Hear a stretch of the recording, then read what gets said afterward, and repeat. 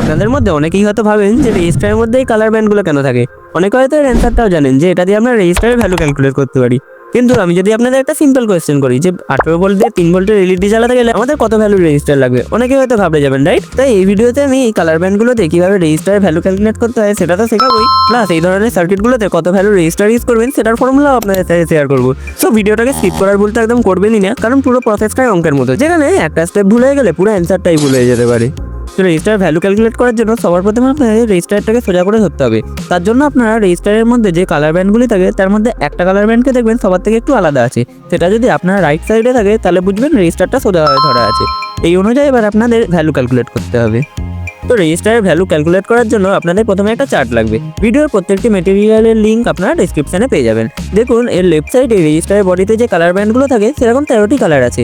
সাধারণত রেজিস্টারে 4টে colour band থাকে, তাই এখানেও first band, second band, multiplier আর টলারেন্স এই 4টি কলাম আছে।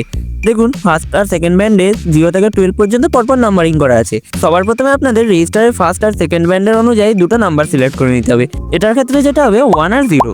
এবার আপনাদের ফার্স্ট ব্যান্ডের নাম্বারটিকে আগে নিয়ে তারপরে সেকেন্ড ব্যান্ডের নাম্বারটিকে বসিয়ে দেখতে হবে কি নাম্বার আছে। এক্ষেত্রে যেটা হবে 10। এবার মাল্টিপ্লায়ারের ক্ষেত্রেও রেজিস্টারের থার্ড ব্যান্ডের কালার মিলিয়েও দেখে নিতে হবে কি নাম্বার আসছে। তারপর যে সংখ্যাটা বেরিয়েছিল সেটার সাথে মাল্টিপ্লায়ারের সংখ্যাটাকে গুণ করে দিতে হবে। এর ফলে যে অ্যান্সারটা আসবে সেটাই হবে আপনাদের রেজিস্টারের ভ্যালু। মানে এই রেজিস্টারটার ভ্যালু হবে 10 × 100 মানে 1000 ওহম। ওহম হলো এটা মাপার একটা ইউনিট, আর কিছুই না। এবার আপনাদের ফোর্থ ব্যান্ডের কালার অনুযায়ী মিলিয়ে দেখে নিতে হবে টলারেন্স কত আসছে।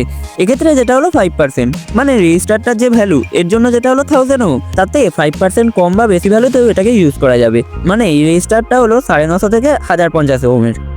এভাবে আপনারা রেজিস্টারের ভ্যালু তো বার করে নেবেন, কিন্তু আপনারা যদি সার্কিটে কত ভ্যালু রেজিস্টার লাগবে সেটাই না জানেন তাহলে আর লাভ কি হবে। তাই ভিডিওর এই পোর্শনটা খুবই মন দিয়ে দেখবেন। প্রথমে আমাদের কয়েকটা টার্মস জেনে নিতে হবে। আপনাদের যদি জানা থাকে আপনারা 10 সেকেন্ড মতো স্কিপ করতে পারেন। তো রেজিস্টারের যে ভ্যালু সেটাকে আমরা দেখি ক্যাপিটাল আর দিয়ে। ফুল ফর্ম হলো রেজিস্ট্যান্স। যেমন এই রেজিস্টারটার আর হলো 1000 ওহম। আর যে কোনো সার্কিট চলতে গেলে কত অ্যাম্পিয়ার কারেন্ট কনজিউম করবে সেটা আমরা লিখি ক্যাপিটাল আই দিয়ে। ফুল ফর্ম হলো ইন্টেন্সিটি। যেমন এই সার্কিটটার আই হলো 0.02 অ্যাম্পিয়ার। এবার এই টার্মগুলো দিয়ে তৈরি একটা ফর্মুলা আমাদের জানতে হবে। ধরে নিই 12 ভোল্ট দিয়ে 3 ভোল্টের এলইডি জ্বালাতে কত ওহমের রেজিস্টার লাগবে সেটা আমাদের ক্যালকুলেট করতে হবে। তার জন্য আমরা সবার প্রথমে যত ভোল্টের পাওয়ার সাপ্লাই আছে মানে 12 ভোল্ট, এটার থেকে যত ভোল্টের এলইডি বা যে কোনো কম্পোনেন্ট ইউজ করতে এখানে মানে 3 ভোল্ট সেটাকে মাইনাস করে দেবো। এর ফলে যে অ্যান্সারটা আসবে সেটাকে বলা হয় ড্রপ ডাউন ভোল্টেজ। এবার এই অ্যান্সারটাকে যে এলইডি বা কম্পোনেন্ট ইউজ করবো তার আই দিয়ে ভাগ করে দেবো। এখানে যেটা হবে 0.02।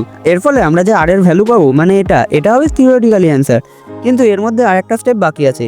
এই সার্কিটের রেজিস্টারের ভ্যালু আমরা বার করেছি 450 ওহম। এবার আমাদের এই রেজিস্টারের ওয়াটেজও বার করতে হবে, যেটা প্র্যাকটিক্যালি খুবই ইম্পর্টেন্ট, কারণ মার্কেটে বিভিন্ন ধরনের রেজিস্টার পাওয়া যায়। কোয়ার্টার ওয়াট মানে 1/4 ওয়াট, 0.5 ওয়াট, 1 ওয়াট, আরও নানা রকমের। কিন্তু এগুলোর মধ্যে যেটা সবথেকে কমন সেটা হলো কোয়ার্টার ওয়াটের রেজিস্টার। তাই খুব ইম্পর্টেন্ট, কারণ ছাড়া যে কোনো রেজিস্টারের ভ্যালু ক্যালকুলেট করার সময় আমাদের একটা জিনিস অবশ্যই চেক করে রাখতে হবে যে রেজিস্টারটা যেন কোয়ার্টার ওয়াট হয় বা তার কাছাকাছি হলেও চলবে। এটা বার করার ফর্মুলাটা হলো পাওয়ার equal to voltage into intensity. আমি এই রেজিস্টারটারই পাওয়ার ক্যালকুলেট করে দেখাচ্ছি। তার জন্য আমাদের ভোল্টেজের জায়গায় যে ড্রপ ডাউন ভোল্টেজটা বেরিয়েছিল সেটাকে বসাতে হবে, আর ইন্টেন্সিটিটা সেমই থাকবে।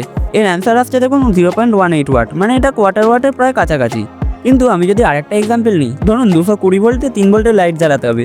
এখানে দেখুন রেজিস্টারের ভ্যালু আসছে 10,850 ওহম, কিন্তু পাওয়ার আসছে 4 ওয়াটেরও বেশি। এবার এই 4 ওয়াটটাকে তো আমরা কোয়ার্টার ওয়াটে আনতে পারবো না, কিন্তু কোয়ার্টার ওয়াটটাকে আমরা 4 ওয়াটের রেজিস্টারের মতো ইউজেবল করতে পারবো। কি করে না, রেজিস্টারের ভ্যালুটাকে ইনক্রিজ করে। এবার যদি কোনো রেজিস্টারের পাওয়ার 4 ওয়াট, 5 ওয়াট এরকম হাই ওয়াটেজ আসে, তবে আমাদের কোয়ার্টার ওয়াটের রেজিস্টারটাকে ওই রকম ভ্যালুয়েবল করার জন্য আমরা হাই ওয়াটেজটার 50% ধরে চলবো, যাতে রেজিস্টারটার ভ্যালু খুব বেশি বাড়াতে না হয় আর রেজিস্টারটা যাতে ভালোভাবে কাজও করে। মানে এই রেজিস্টারটাকে আমাদের 2 ওয়াটের মতো পাওয়ারফুল করলেই চলবে। তাহলে এবার প্রশ্ন, ভ্যালু কতটা ইনক্রিজ করবো? তো 1/4 ওয়াটকে 1 ওয়াট করতে গেলে 4 দিয়ে মাল্টিপ্লাই করতে হয়, তাই 2 ওয়াট করতে গেলে আমরা 8 দিয়ে মাল্টিপ্লাই করবো। খালি মাল্টিপ্লাইটা করবো রেজিস্টারের ভ্যালুর সাথে। আমাদের এই রেজিস্টারের ভ্যালু বেরিয়েছিল 10,850 ওহম। এবার দেখবো এটার সাথে 8 গুণ করে কত আসছে। অ্যান্সার আসছে 86,800 ওহম।